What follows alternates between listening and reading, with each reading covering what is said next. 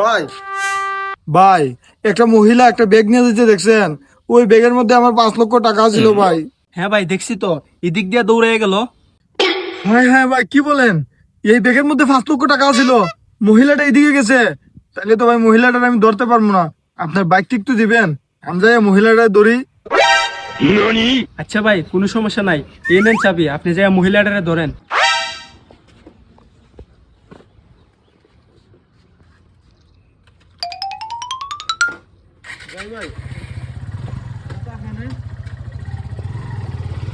আমার বাইকটা তো পুরান হয়ে গেছে, এটা তো 1.5 লাখ টাকাও বিক্রি করতে পারবো না।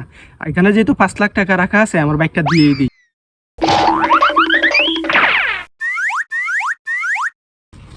আয় হায়, আমার ভিখারি আমার বাইক নিয়ে পালাইলো।